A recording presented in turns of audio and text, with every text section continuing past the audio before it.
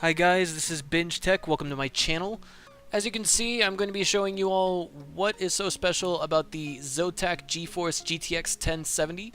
This card was sent to me by Zotac as a big thank you for participating in a VR show match that they had at this year's Computex. So a big special thanks for them for both inviting me out to Computex to participate in the VR show match and also for providing this $400 video card free of charge. I realized it was time to upgrade after I was getting very limited FPS while playing PlayerUnknown's Battlegrounds. But of course, once that game is fully optimized, the upgrade itself may not have been entirely necessary. Nonetheless, I've got benchmark videos for you guys waiting once I show you all what's inside the package. Let's get back to the unboxing. It comes in a nice, slick, black box.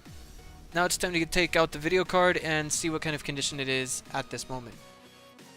Alright, so here is the card, and as you can see, it looks almost brand spanking new.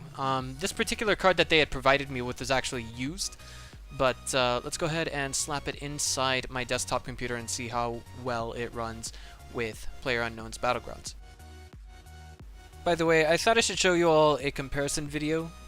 This is my previous setup in the upper left-hand corner. i7-4790K, 32GB of RAM, DDR3 RAM, and an MSI GTX 770. As you can tell, sound has been disabled for this recording. I am using a dual PC streaming setup, and on my second PC I am using the AverMedia capture card, the AverMedia C985 to be precise. It's an internal capture card that plugs into a PCI slot. Unfortunately, I don't have the correct audio setup, and that will require a mixer to be purchased, and so you guys can also expect me to make an unboxing video for such a mixer in the near future. I'll try to make it as simple and concise as possible. As you can see in the upper right hand corner, I'm using fraps to give us a frame rate benchmark. Please note that I'm playing on ultra settings right now under my old setup, and this is not entirely practical. Unless maybe you're running an SLI setup. So here you can see I'm screwing around in an indoor environment. I'm getting somewhere in the range of 20 frames per second. I think now would be a good time to go ahead and just cut the video and skip to the GTX 1070 demonstration on ultra specs. Again, for demonstration purposes, everything is set to ultra. This isn't how I usually play. Here we are once again with the landing sequence underway. You can see we are floating at around, typically around 60 plus frames per second. And now we're just going to fast forward a little bit to when we're on the ground. So here we are once again.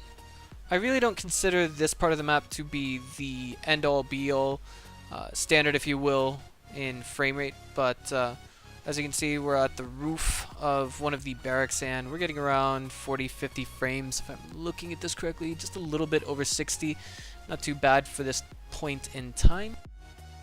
Now we are about to check out an indoor environment on the GTX 1070. Here we go, and it looks like we're staying steadily above 60 frames per second. Now, one thing that you have to remember is that this is at maxed in-game settings, everything except for screen scale, that is to say. So right now, everything is looking decent, and this is with zero optimization hikes as well to the local files. Some final thoughts regarding this video card. It costs about $400 US, which is about the same price tag as my previous video card, the GTX 770. That being said, the previous video card lasted me for about 3 years, and I can't really cite too much more in the way of specifics regarding the GeForce GTX 1070. That is to say, I'm not A+ certified. I can't give you a bunch of technical mumbo-jumbo about what makes this card so great.